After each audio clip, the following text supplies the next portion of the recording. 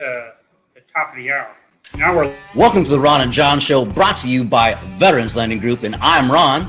and I am John. This is the Ron and John Show. Hey, at the Ron and John Show, we're known coast to coast like butter and toast. We can make ISIS surrender or die, or make even the nerdiest guy look kind of fly. We can drink like we've been singing all night long, and we can sing like we've been drinking all night long. So if you're looking for a good time, don't you delay. Tune into the Ron and John Show. Me and this Ranger, we lead the way. Boom!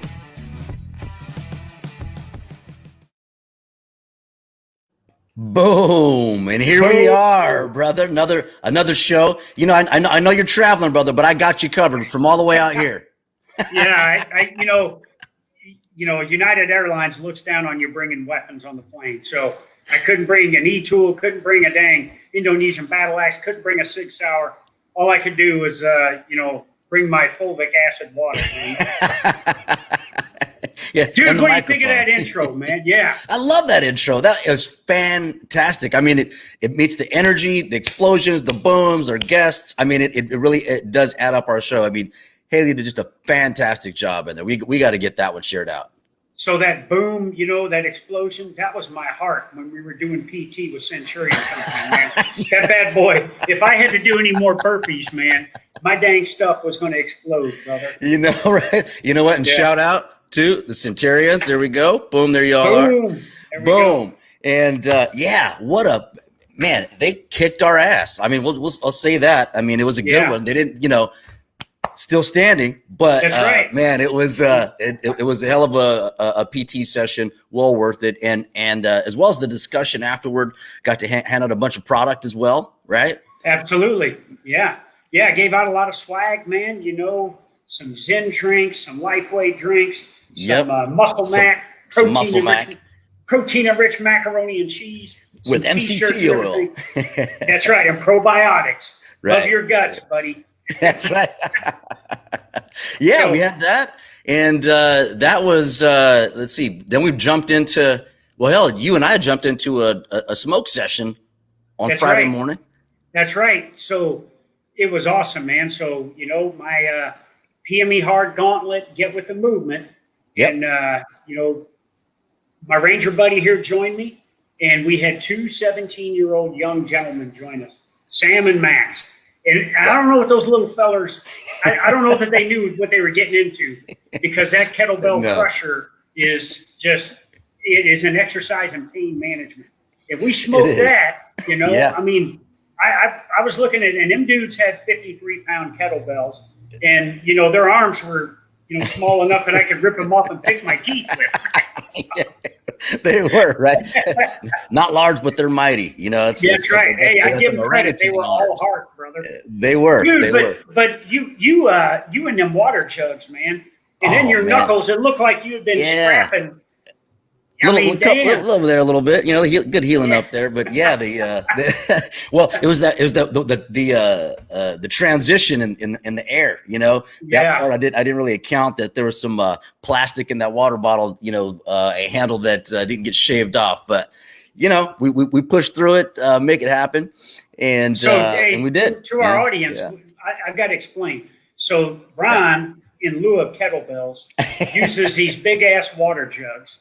They got handles on them, but they're big, and I would say they probably weigh 40, 45 pounds or something like that of sloshing water. So it in itself is an exercise in pain management. And then this dude was slinging them up and switching hands. I mean, he was cleaning them and everything, and I was like, you are one bad dude, man. That was awesome. But, your knuckles looking... They're showing it now, right? Yeah, they're showing. That's all right. It tells for a good story or a great lie. Either way. And then we finished off the week with our Appalachian Yomp, Allied Forces Foundation, Appalachian Yomp, yomping in our own yard.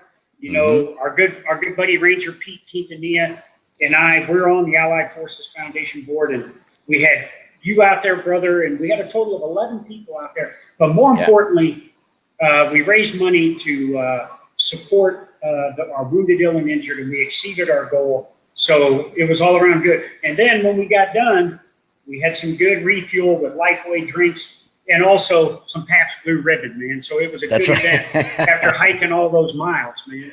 No, it was, and you know, just getting out and being together. You know, it wasn't about you know, yeah, it's great we met the goal financially and made that happen, but also building that awareness. You know, met a few people that were just, you know, also a couple guys that showed up and didn't know if they were supposed to be there. Well, one of them actually was. Yeah, thankfully, and another one just was random. He says, "I don't know if I'm supposed to be here." I said, "Well, guess what? You're going with us. Pack your shit, let's go. Pack your shit, let's go." And he was just like, "All right." Think about what he told his wife. "Hey, honey, I don't know what I was supposed to do down there, but I ended up humping almost 10 miles with these dudes." Never seen them before in my life. Yeah. You know, it's unfortunate that we didn't get to, because you and I were supposed to be on the Appalachian Trail with Allied Forces Foundation, with our organization, Veterans Lending Group, supporting. Right. And that would have been great. But it would have been fantastic. We get on the backside of this COVID, man, and I'm not going to steal our guest's thunder here. Right. But we did it all for Allied Forces Foundation. I'm a member of the board for advisory or Allied Forces Foundation. So is Pete, Keith, and Nia, our Ranger buddy in the Pacific Northwest. And so we've got a great guest today, man. And with your permission, brother, I'd like to read a little bit about this. Yeah, absolutely. Lead the way. All right. So our guest, since 2011, has served as the Washington, D.C. director and now president and CEO of Allied Forces Foundation, an American-British philanthropic organization, dang, dude, that promotes awareness and funding for the common wounded, ill, and injured service personnel and their families affected by the conflicts and most recently Iraq and Afghanistan. Now, I'm not going to talk about AFF. I'm going to let him do it. But I got to talk about this guy. This guy's bio reads like something out of a James Bond movie and straight badass. I've known him for 4 years. He's one of my dearest friends, but I didn't even know about him. I knew he was a badass, but I didn't know he was. Oh, let's hear it. So he served 25 distinguished years with the British Army and Commando Forces. So for the first time ever, we have a guy that is, he's a U.S. citizen now, but he wasn't a U.S. citizen once. So first time on a Ron and John show that we had somebody that came from another nation. And so great. He rose to the position of Warrant Officer Class 1, Command Sergeant Major. Now listen to this. His expertise and experience lie within counterterrorism operations, explosive ordnance disposal, humanitarian relief operation support, advanced forces clearance operations within hostile environments, and maritime interdiction and fleet protection. And I will tell you from experience in Scotland, this dude can drink beer with the best of us, brother. So what do you say we bring him out? Let's bring him out. So ladies and gentlemen, here he is, the CEO and president of Allied Forces Foundation, and he's also currently the owner and managing director of Stu-Can Solutions, Mr. Stu Taylor. Stu, welcome aboard, brother. Hi, guys. Welcome, Stu. Welcome. Man, really excited. You know, Stu, when he was reading it off, I didn't know if it was like the beginning of a video game that I get to pick all these different attributes, and then I was also wondering, did this guy spend any time in Africa by a mall or something? You know. Oh no! Thanks very much for the intro, and thanks for having us on the show. Really excited. I was expecting to come out fighting then, the way you've teed it all up. So I was all excited. I was going to grab my dagger off the wall, but I thought better not. You know. So. There you go. Hey, brother, it's great to have you here, man. And you know, if we planned this better, you and I probably could have been sitting next to each other, since we're about 10 minutes away from each other right now. But we'll make up for it after the show. But so how you doing, brother? I know you did the actual Appalachian Trail last weekend for the Appalachian 𝘬𝘬𝘬. How'd it go, man? Yeah, it was amazing. And, to everyone who took part, I know they really enjoyed it. It was our first big go at it. COVID, was playing a factor into what we were trying to achieve. But we had about 30 people come out on the trail itself. We had about 20 support staff and team managing all the stops and the bronze, silver, gold. It was wonderful. We started Boulder Crest Retreat, where Ken Folk and his team and Dusty hosted us in the morning and set us off. If you're not aware of Boulder Crest Retreat, it's an amazing location in West Virginia, in 𝘸𝘠𝘠. Phenomenal looking after our veterans and our wounded warriors and families. So we started there, went to Bear's Den, and then it's a strong, challenging 22 miles on the map to Harper's Ferry on the Appalachian Trail. I will tell you this, that's the hardest 22 miles I've done in a long time. Very great weather. We had a perfect day for it. But the challenge was hard underfoot, rocky outcrops, scenery was amazing. But with wounded warriors on the trail, it was getting them back to nature, getting back to what they do best, challenging themselves, and they loved it to bronze. So we got everyone to bronze, which was an amazing challenge. Harper's Ferry was phenomenal. At the bronze location, we had Mission Barbecue, another great supporter of, the veterans, law enforcement, the military, came out thanks to Bill Krause and his team, and Amy from Hagerstown came down, fed us all, and enough so we could go and feed the fire brigade and the police department. Phenomenal support. But they fed us there. And then we had some from the community you guys know and love, SOCOM, Wounded, Ill, and Injured. About 6 guys then hoofed it, aiming for gold, which was amazing. But we had the guys get out to silver, which is 39 miles. With some really tough terrain. And then, with their injuries and where they were physically, they said, hey, this is good. We know now for next year what we need to do, how we need to train. And they're pushing the word out there because it is going to be an awesome challenge for everyone to take part. And we're going to change it a little. So when you guys are doing it live next year with us, it's going to be phenomenal. Boulder Crest Retreat to Harper's Ferry's bronze. And then, like in Scotland, John, we'll keep people who want to stay there. There'll be a big marquees, events. Harper's Ferry are going to support us, the town, the county, the West Virginia, the delegation and the delegates and the Senate going to get behind us, stay a big event there so we can bring money into that community, which needs it.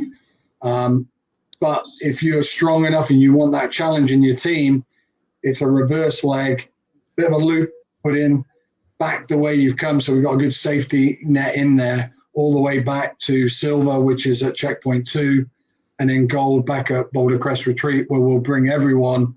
And the next day we'll have a big barbecue, music, events in 𝘸𝘠𝘠, Stickle in 𝘸𝘠𝘠, the little village there with Boulder Crest, bring everyone together. So it's going to be a phenomenal event next year, 2nd to the 3rd of October, 2021. Yeah, wow. We're in.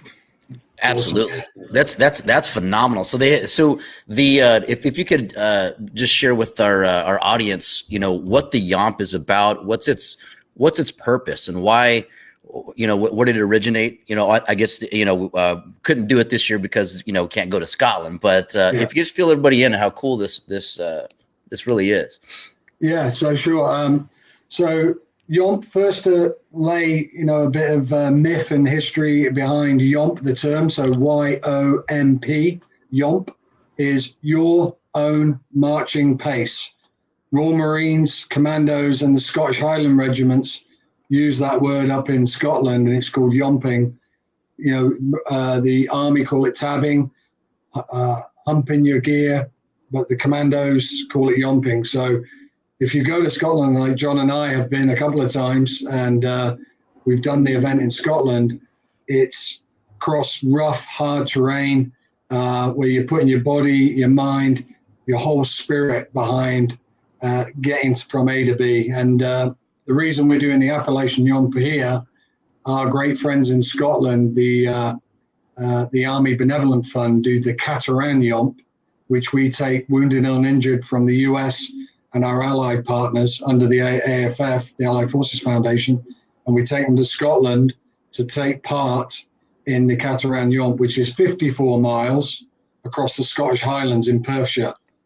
Amazing event. We we bring everyone together from now 12 countries take part, and we go and get at it and attack that route with some amazing men and women who've served their countries globally, but also as allies and partners to the US and UK, which is our main mission, is to support, fallen, wounded, and ill and injured who serve their country. One of the reasons that one, that I love doing these events, but two, that when I retired, I joined the board, is because, the purpose of the foundation and what it does for wounded, ill, and injured. So can you give us the overarching kind of mission of Allied Forces Foundation, and then what you see as the direction for the future? Oh, by the way, Robert Lyday is on here. So, when you get a Marine on here, you're probably going to get some questions with a lot of F-bombs and everything. I'm hoping he's got his crayons out and he's taking the paper off when he's eating them. Love you, brother. Thanks for tuning in. So yeah, the Allied Forces Foundation, as John alluded to on the initial call when you opened up, we're a British-US charity. We're the only British and US charity recognized both in the UK and US. We're here to help wounded and injured caregivers and families do challenge-based events. So than just giving them money and saying we can build your house or we can help you with living, we want to get you out and challenge you and bring you back into a community you understand, i.e. your fellow warriors, and then get you talking together. And it's all about stimulating communication, because everyone who, as you know, who's been in a combat environment or served their country have had traumatic events. And what happens, when you stop that tempo, that rapid fire, understanding what you're doing every day in the military, and you slow down because you're retired or you've left the force, things change and you start putting other things into perspective, the good and bad.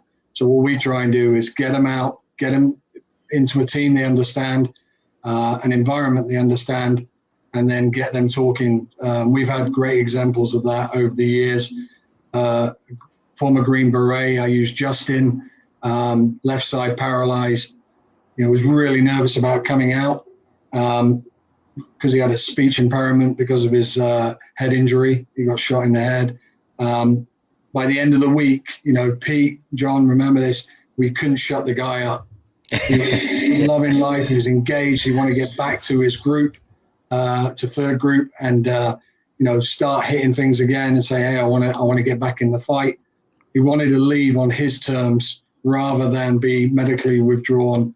It made his life, and stories I had from him, they got back and told his mum and dad, hey, let's get the cover off that truck, let's go for a drive.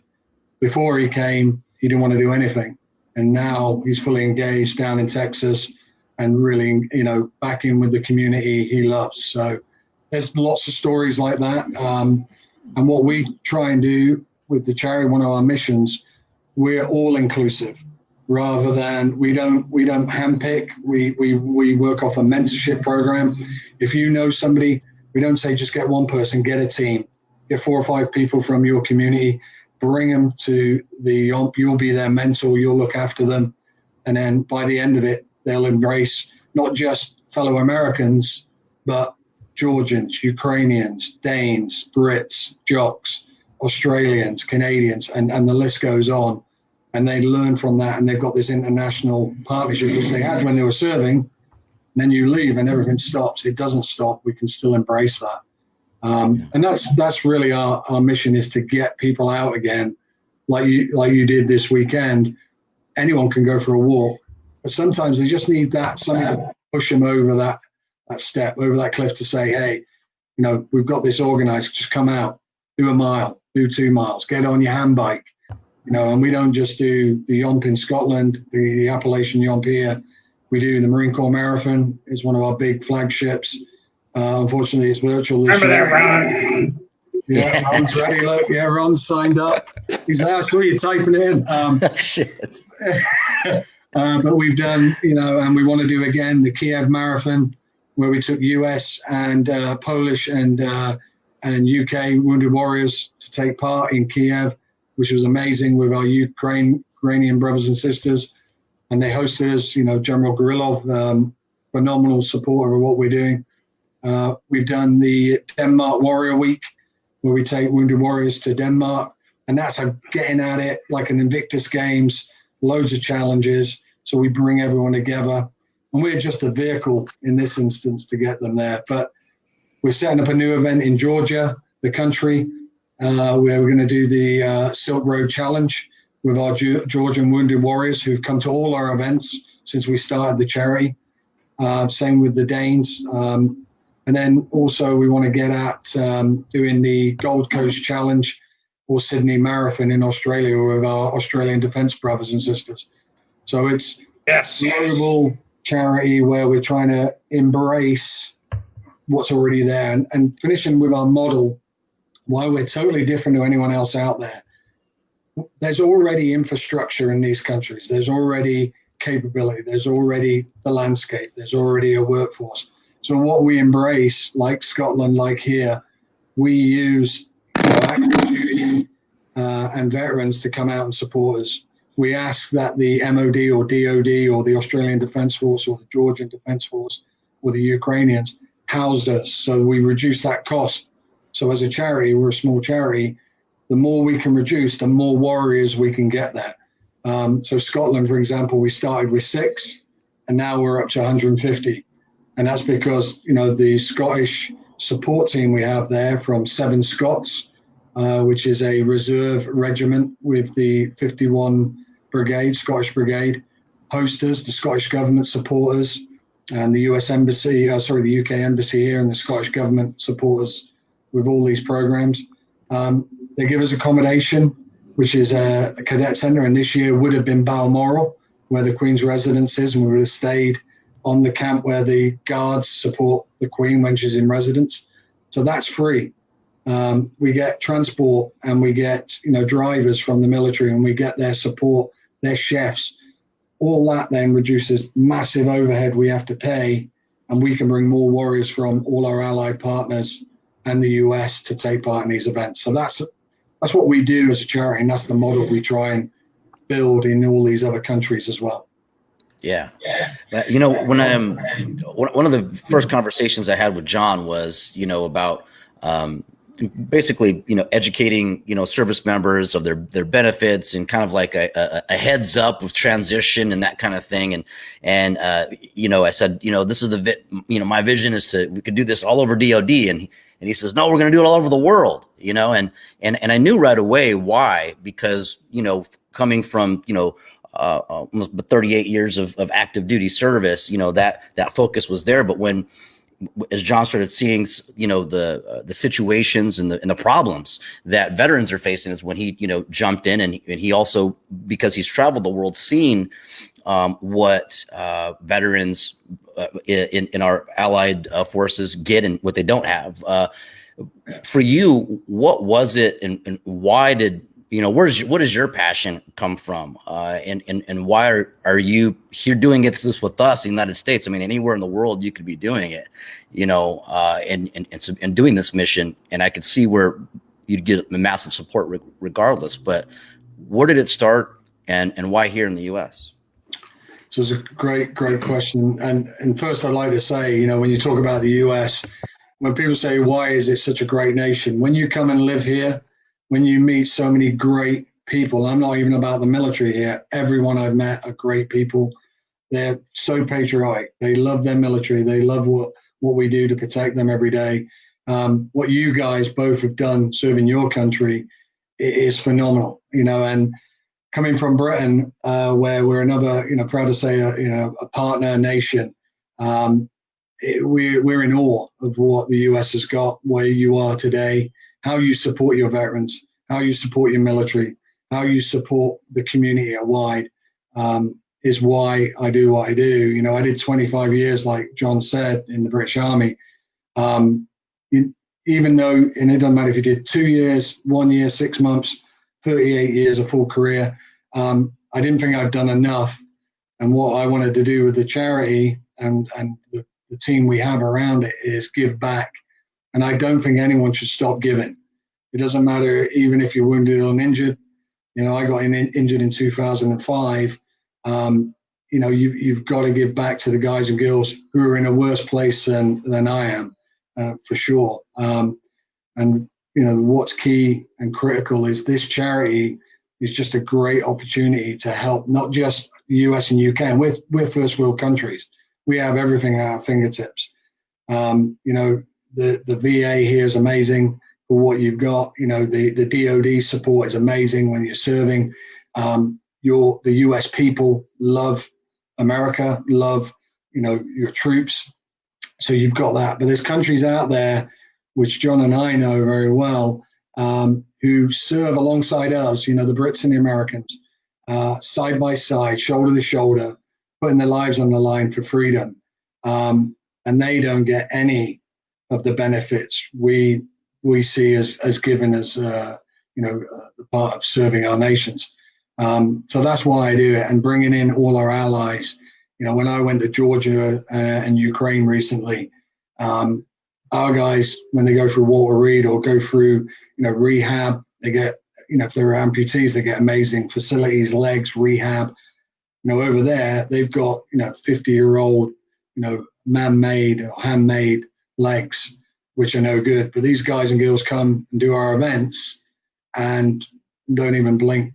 So getting over there and trying to help them, educate them, like you said, with what we can do and how we can improve them by building awareness here in the greatest nation in the world. And I've got to say that because I live here now, and I really believe that it is the greatest nation in the world, because America give more than they take.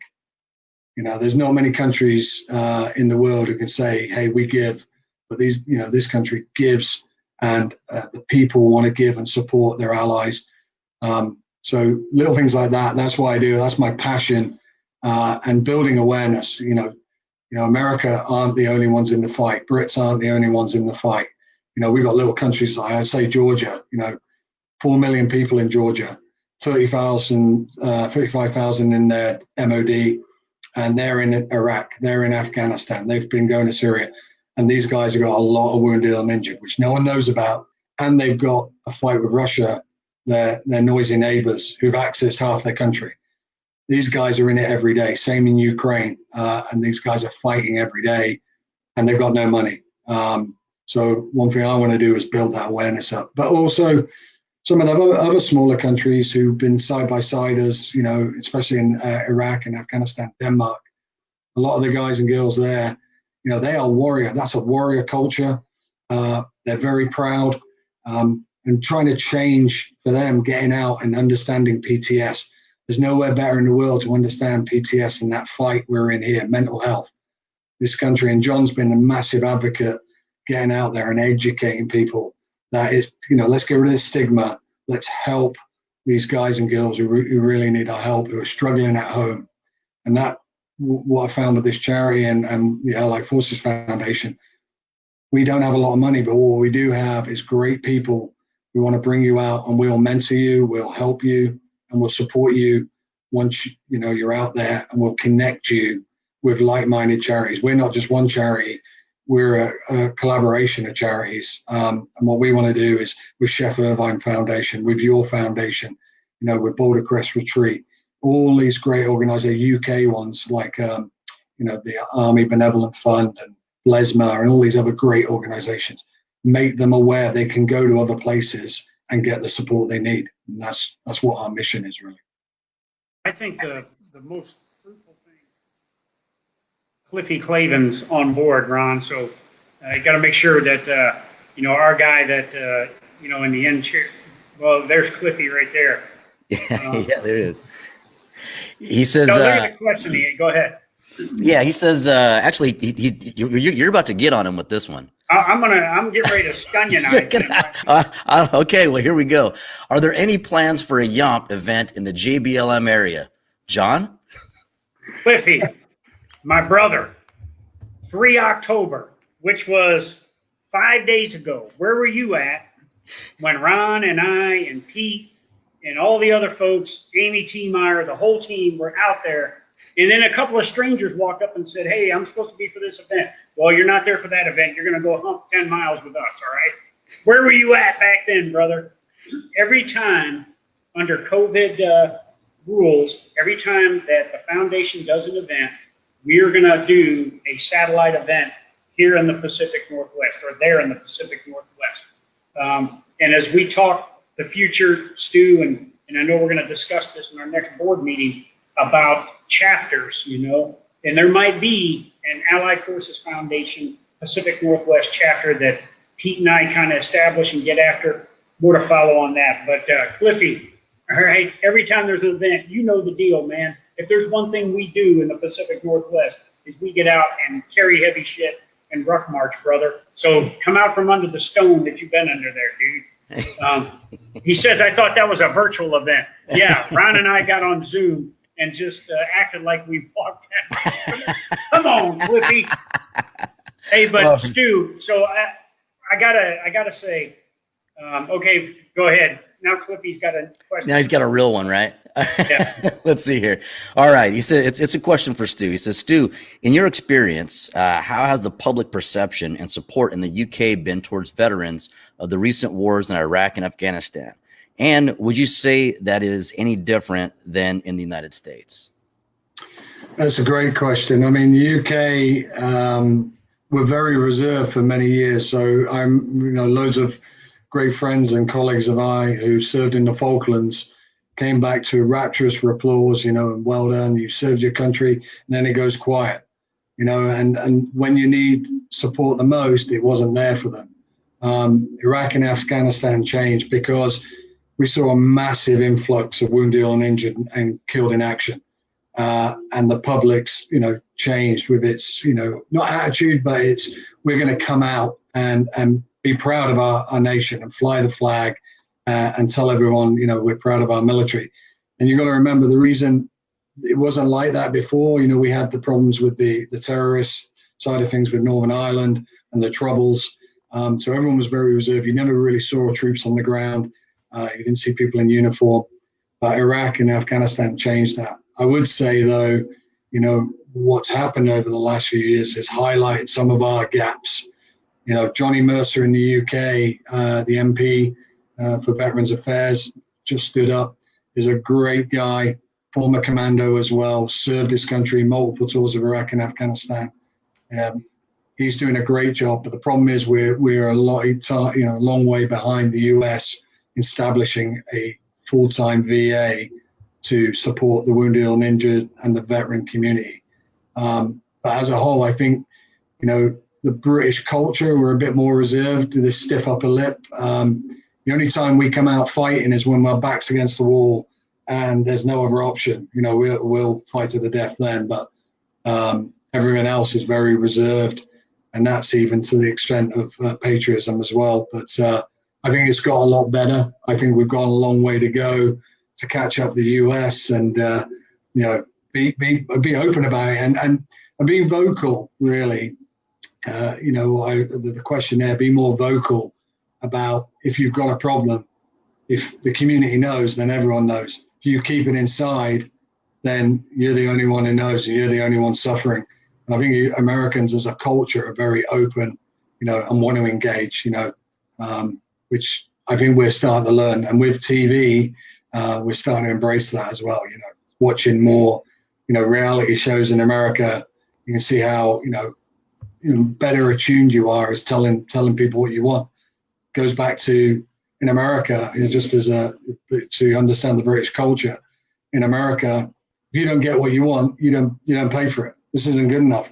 Bring me back. Bring me something. In Britain, you go, well, I didn't really want chicken. I wanted beef, but I'll eat it anyway. If it's not what you wanted, tell them. And it's just a different culture. So I think we're getting better. I don't know if I answered it fully, but. Yeah. So, Stu, what really drew me to Allied Forces Foundation of the Yomp is when you came to my office, my first year as the SEAC, and you invited me over and everything, and you told me what the foundation was about and everything. And so, I had a general understanding, but I didn't really get, it didn't hit me until we got over there and we got into Dunkeld and we got in those ratty ass 7 Scott barracks. God bless Brad Baxter and Stevie and the whole bunch over there from the 7 Scots for taking care of us. and everything. But that's when the bond began, when we were staying in these barracks together. And then when we went out and did the YAM, and I had never seen any of these wounded, ill, and injured before. And the first one I did, I'm walking for the first 7 miles, or for 7 miles, and stopped at a checkpoint, and I'm with Dave Reed, who, Ranger Regiment guy, Ron, wounded in 2010 or 11, and, medically retired and everything. But here he is, this young guy walking along with me, and we're chatting and everything, and we get to the checkpoint, and I'm changing my socks, and that guy pulls one of his boots off, and he's got a freaking prosthetic on his leg. And I'm like, this guy has been dusting my ass for 7 miles over these Scottish Highlands, and he's only got one leg, And that's where I realized it, and then Rob Lyday is on here, and he's another guy, severely injured as a young Marine. And to hear his story and then see that guy come out and the effort that he puts in to getting after the show, it's just inspirational. I thought my job was to come over and help inspire the wounded, ill, and injured, and be a mentor and everything. They ended up inspiring me and mentoring me because the resolve they showed to get after that hike, even the ones that almost weren't physically able to do it, but they went out and did it anyways. It was just inspirational and amazing. And I said, this is the kind of organization I want to be around. And so, that is what sold me on it right there, is what it does to build this shared bond through people that have been part of this warrior class together. And I think to your point there, John, when you go there and you come back down, you can go to hotels and do events, and take part in activities and stuff. But you go back to where you came from.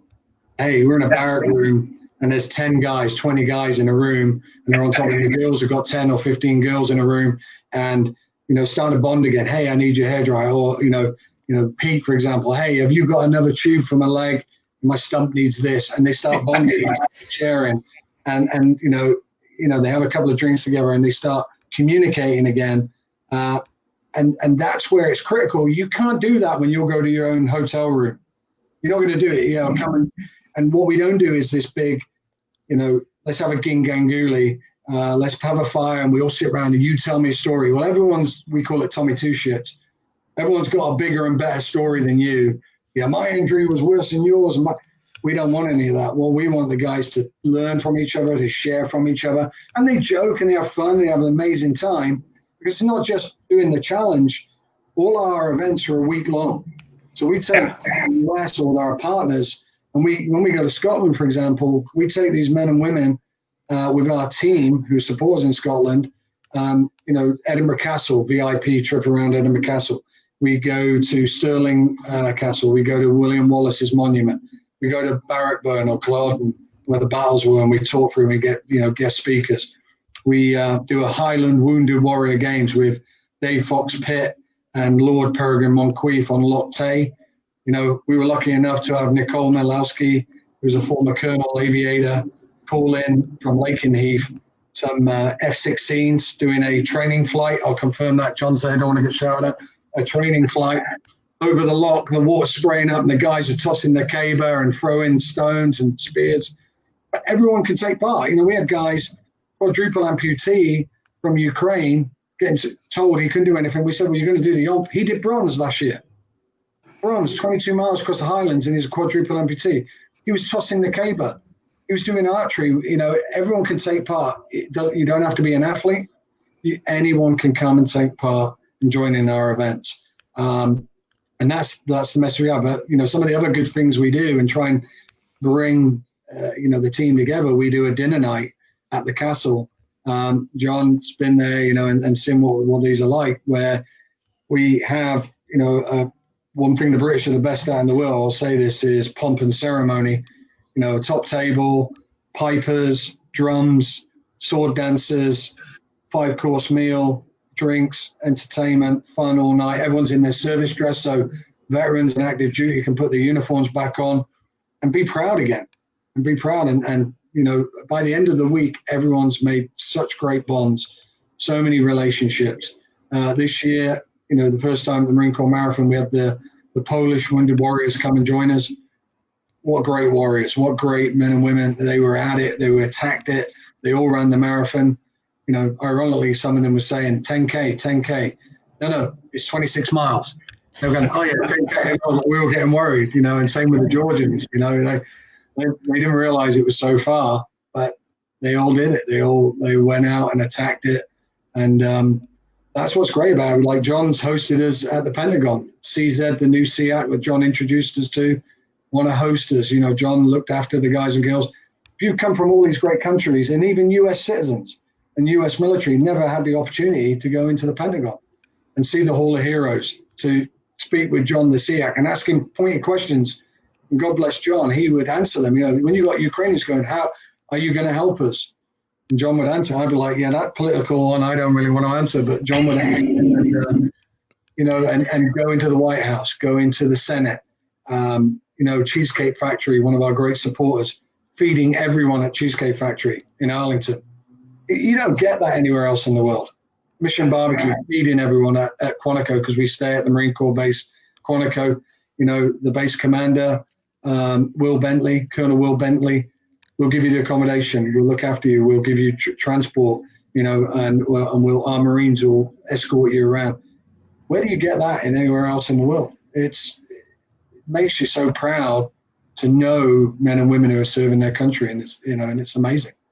And that's one thing I love about this charity is it's not about access. It's not about who what It's they want to know us because we've got men and women who serve their country, who are veterans, who are serving now, who want challenges, who want to still be in a fight, be in a relationship with their men and women who they've served with, and re-engage. And we've seen that firsthand, John, when you had the Danes, meet with you, and they're in his office going, "Wow, yeah, this is great. You came to Elman, we remember, and they remember everything. It's phenomenal." Yeah. Well, for those of you that are just joining us, this is the Ron and John Show. We have Stuart Taylor here from the Allied Forces Foundation. Stuart, I've actually served with Pete, so I've known him a long time. Actually, when he had two legs, one of the things that he and I would talk about is how we hate therapy, right? The group therapy. Well, we don't want to go to no group therapy thing. We don't want to get, kick around and, do this kumbaya kind of thing. And there was a couple times we went out on some long walks together, and, it's 4 or 5 people, 8 people or so. And next thing you know is, you're as you're in that walk and you start droning out and you start kicking up conversation with someone, and, someone almost trips and falls, and then it strikes something, right? And then it gets quiet, and I remember when we were in Afghanistan, and then ... right? And then everyone kind of listens to that, and then someone else might chuckle, and then you just hear these different stories. And by the end of the trip, you're like, well, shit, anybody want to go grab some food, right? And then everyone gets together, and then and what ends up happening is we noticed, because after the day was done, Pete was sitting there like, damn, we just did a group therapy session. We just did a big physical, emotional deal. We broke bread with everyone together. It was a natural thing, because in the military, when you think about it, that's what we do. We do something that sucks. We do something that's fun. We laugh about it. We cry about it. We eat, and then we start our day all over again, right? And so I just think it's amazing and incredible the feelings and the feel good that comes from these events that are put on, because it does reestablish that purpose, but it gets people talking again and talking about things that they normally wouldn't, right? Because they're now in something again that's leaving a mark on their soul, right? Whether that be painful or that be something that's emotionally gratifying. And I think what you've got here is it's a crash of both, right? That allows that to happen, which is incredible. And I think to your point there's nothing better when you talk about therapy, and there is some great therapy organizations out there or people who are going to help you, but there's no greater therapy than peer-to-peer. If you've never served, how do you know what I'm going through? And that's a common thing I've heard in the UK and here. But if you've served and you're talking to somebody and you're listening and you hear their pain and you hear them reaching out. They, 9 times out of 10, you'll hear somebody reaching out for help. This is when you hear it. And, some of the things we've found and come across, talking, communication, when people start going quiet, then you know it. When you're in the military and hey, he's drinking more. He's, and joking aside on the drinking stuff, but he's drinking more. He's going really quiet. Then that's a red flag. And everyone goes, right, we need to get around him and help him. You leave the military, and why is that all stopped? I don't understand. And it's because, America's difficult because America's huge. And you might go to a town or a village where there might not be a big program for veterans or, the VA, or there might not be big, legions there or a big community per se. And they just go and they start self-isolating. And in this current climate, it's getting worse. So what we're trying to do is, even with the virtual events, is get people out and just understand COVID especially, but get them out and talk. And the events we do globally work because, hey, John, 22 miles to Grom's, there's not much else to do but talk, Yeah. And because like the Yomp on the Appalachian Trail there, it becomes a bit emotional at times. And when you stub your toe, or in Pete's case, you stub your good toe, or even your prosthetic, and you fall over, some of the laughing stops, but your buddies around you and, bring you in and bring you back up and hug you and say, hey, we're good, let's go, let's attack this. And then you go, yeah, I know what I'm here for. Because when I was serving, I wouldn't have bitched. I might have cursed a bit and got on with it. But I had to keep pushing on. Then they start focusing again. They come out of the shell, and they've got an objective.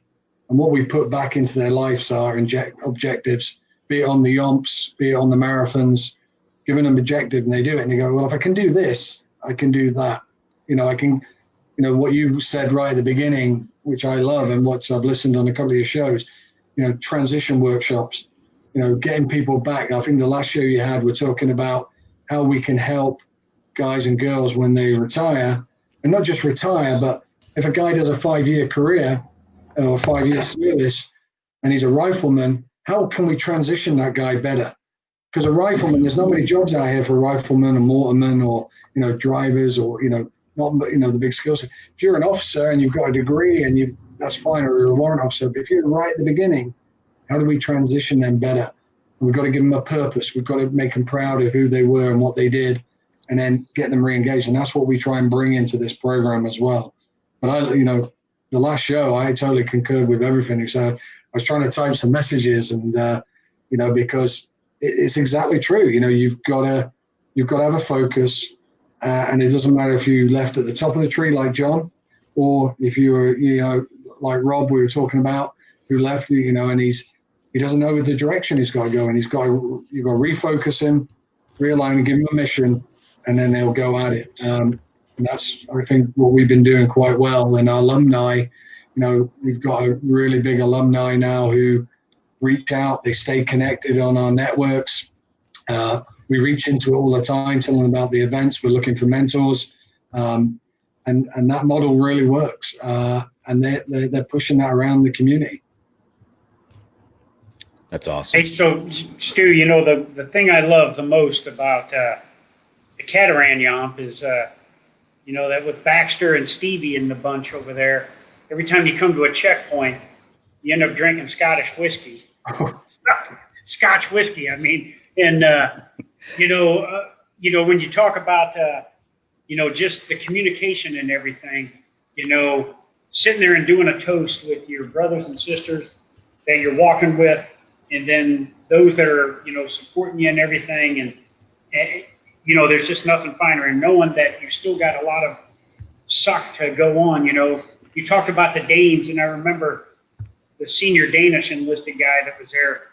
We were at that last checkpoint and heading to bronze, and Colton Smith was walking me in the ground right now. And all of a sudden that Danish guy came up and wanted to talk to me about coming to visit, and hey, I'll host you in Copenhagen, and we'll go to here, we'll go do this and everything. And I said, look, brother, I love you to death. We can talk all this over a beer tonight, but I just want to get to that freaking bronze point right now. But these dogs are barking in these Scottish Islands, man. But the point being is, when you talk about coming together as, allied forces, between partners and allies, the shared hardships part, especially with the wounded, ill, and injured, like we do with the Allied Forces Foundation, is the model to get after that. And I think, and I know we're going to grow this because we're going to get the Romania out there who's fought with us all, for years. We're going to get Hungary out there. All of these nations that are, all around Russia and everything, along with, Ukraine and Georgia who are already with us. We're going to get them all in there. And then look at nations like Colombia who fought civil war for years. And even though there's a ceasefire, they've got plenty of wounded, ill, and injured. So I think the future is going to be strong, Stu. Yeah. And I to that point, when I visited Japan recently on business, I met the SEAC in Japan, and yeah, they have no conflict wounded, warriors, but what they do have is ill and injured who've served their country, who are protecting the coastline. And now you're seeing a lot of aggression from, their neighbors in the region.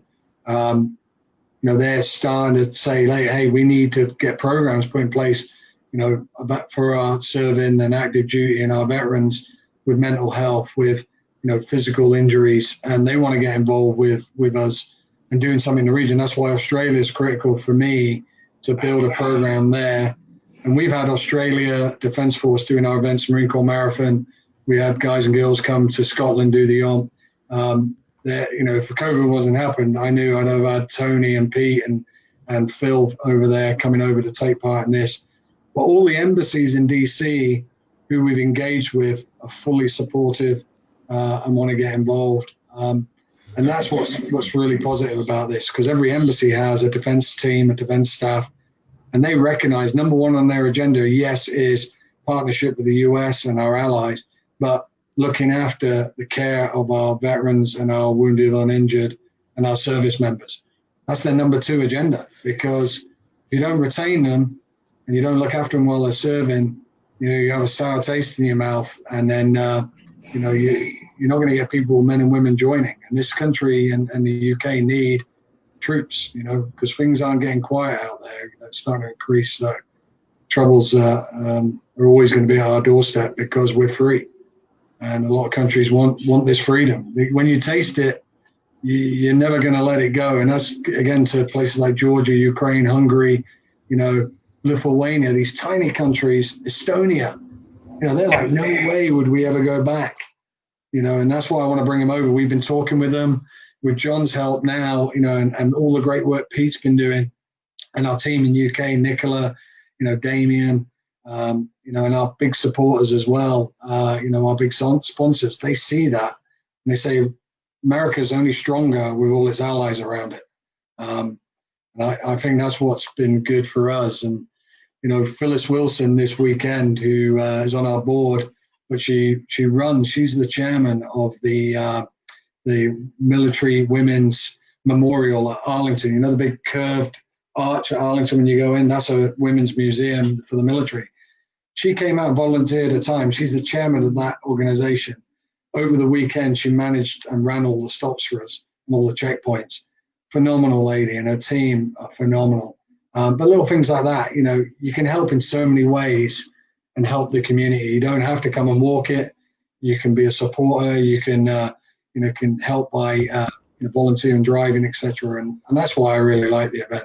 And one thing I want to say quickly is why we're different to a lot of the charities out there. We're all pro bono. John's times, he gives freely. My time's all given freely. No one's on a salary. So, all the money, bar making posters and trying to keep our website current, is all about giving back and getting wounded and injured to engage and meet like-minded warriors globally. That's what we're all about. And the other thing we're trying to do more and more is help with the PTS, help with mental health. I'm going to give a big shout out to a big partner of ours, Randy and Barbara at Give an Hour and Change Direction. It's all about getting that message out that, mental health, PTS is exactly the same. If you lock it in, it's only going to get worse. Get out there and tell your brothers and sisters, and then, come and join us or join all these other great charities to do something. Sorry, a bit of a shout. No, you're great. I'll just add this before we switch over to the rapid fire there, brother. But even smaller world. But you mentioned Given-Hour, and it's an organization that did some work up here in Washington State. I heard about them. I first heard about them about maybe 3.5 years ago ish. But yeah, phenomenal organization. They do a lot of work virtually, right? But also is, you mentioned Boulder Crest and the that program with what's the Warriors Path? Warrior Path, yeah. Warrior Path. Right. So this is actually probably an announcement here, probably a little premature, but it just happened. So you'd be happy to know this here as well, brother.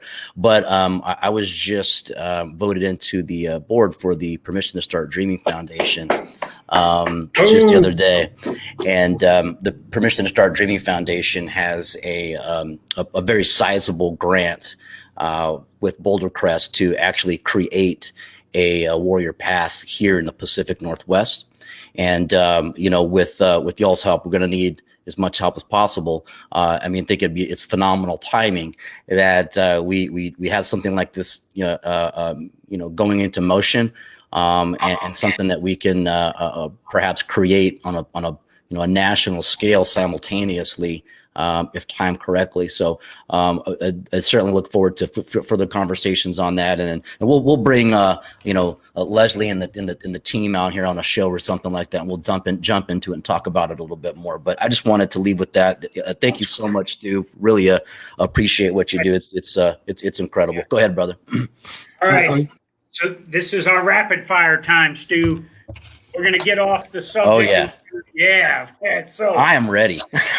So, I read your bio earlier, brother, and you spent 25 years, in the UK military. You're a former commando and everything.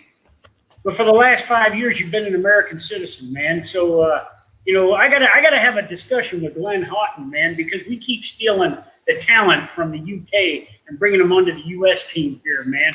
But so let me ask you this. I wanted to ask you this question. Was it harder to get along with the general public when you were a British citizen and the British public, or with the United States, especially in the Washington, D.C. area, as an American dealing with American citizens? Well, I would say it's easier to get on with American citizens when you've got an accent like this. Because either two things happens. One, like my wife Kitty always laughs. One, they'll do this kind of, and then they go, "Yeah, I didn't expect that accent to come out of that person." So they're thrown back, and it takes maybe 6 attempts to order a cheeseburger at McDonald's because of my accent, because they don't understand me. Or the second one is they embrace it straight away, and they ask me if I know Prince Harry. So you can either go one way or the other. You can say yeah, or no. It's we're quite a big country, but yeah. I think overall, the US and UK are very similar. And to your point, I know it's quick fire, but I'll throw one back at you. At the end of the day, America is America and Britain's Britain. But when I came over, I assumed it was going to be free passage because we never ratified the Declaration. Really, this is technically still Britain. So I know that's it's always a fun question to ask. But yeah. So when I went to we have the Armed Forces Retirement Home there in D.C. and also down in Mississippi. But when I went to the Chelsea Pensioners Home in London, and the first thing they took me to was the bar, of course, and then they had to take me into the hall and show me the state flags that they had captured during the Revolutionary War. And, the one gentleman pointed up to him, he said, "Those look familiar?" And I said, "Yeah, they do." And he goes, "You can't have them back, mate." Yeah. And so the UK still has some US booty on their hands back there. Oh yeah. Well, you should have told him you thought it was capture the flag. I think I've still my grandfather, my great grandfather. I think we still got the box of matches from 1812, but I didn't want to bring that one up. But the Black Watch. There we go. All right. All right, Ron. All right. Well, I've got these are it's kind of a quick series here since you are now a citizen, right? I assume you got a test that you had to take and whatnot, right? I just scraped the pass. So okay. Well, you had some questions, and now we have some questions here on the Ron and John Show. We're just going to hit it to you. You got to go quick, fast, and effective. All right. Now that you are a U.S. citizen, coffee or tea? Coffee. What is a biscuit? See, what is a biscuit? A cookie to you, but a biscuit to me. Is that right? Yeah. Biscuits or cookies? No, I don't. I love biscuits, though. That's proof I have to hide them from the family. I love my cookies. I was going to say crumpets or cookies, but I screwed that one up too. All right, right. Yeah. And then okay, is it a trunk of the car or boot of the car? Boot. You failed. You failed. 2 or 3. It's the trunk of the car, and it's hey, that thing that delivers packages to your house, is that a truck or a lorry? A lorry, yeah. No. Here's my question, sir. Here's my question. The vehicle that brings the packages to your car, is it a truck or a van? Now, what is a truck to you? A truck, what I've learned in America, is a pickup truck. So it's got a bed on it. Yeah. A truck, what comes to the house is got a roof on it and it's big. You can't call a truck, and it's the same. That confuses me. So a lorry is a big thing, and a truck's a pickup. Anyway, I'm confused with you guys. You were born here. Well, hey, brother. Unfortunately, we're out of time, but it's been truly an honor to have you on here. Indeed. But it's a bigger honor to call you friend, but also to work with you on the foundation. You are just a phenomenal human being, true warrior, and I just love being around you and everything, man. And I look forward to linking up here in a few minutes and getting a pint together, brother. Brilliant. Looking forward. Thanks for having us, guys. Thanks, Ron, John. Have a great one. That's going to be a hell of a selfie. You got to shoot one out for us. Oh, yeah. We'll shoot one out, brother. All right. We'll see you soon. All right, everybody out there, thank you for joining another episode of the Ron and John Show, brought to you by Veterans Lending Group, where we can ETS, PCS, retire wherever it is that you go. We are licensed in all of 50 states. Be sure to plug in and tune into our education series at VAHomeLoanBootcamp.com. Well, we'll fill you in on all the ins and outs of your VA Home Loan Benefit, VA Home Loan Benefit Bootcamp 2.0, where we show you how to build generational wealth with your VA Home Loan Benefit, credit building strategies, refinancing options, and much, much more. And we will see you next week, next Thursday, same time at the Ron and John Show. Live from where we're going to be next week. We will be in Colorado next week, brother. That's right. Colorado Springs, Colorado next week. Right. We're going to hit Peterson Air Force Base, Schriever Air Force Base, and Fort Carson, man. And our guest next week, we're bringing a guest back, the first one ever. First time he was on the show, he was the U.S. Cyber Command Senior Enlisted Leader. Now he's the U.S. Space Command Senior Enlisted Leader. We're going to learn all he's doing, to get after, terrorists on Mars and everything. So we'll see you all next week from Colorado Springs. And we'll bring more colors of these. Right, absolutely. All right, brother. We'll see you next time. Catch you on the flip side.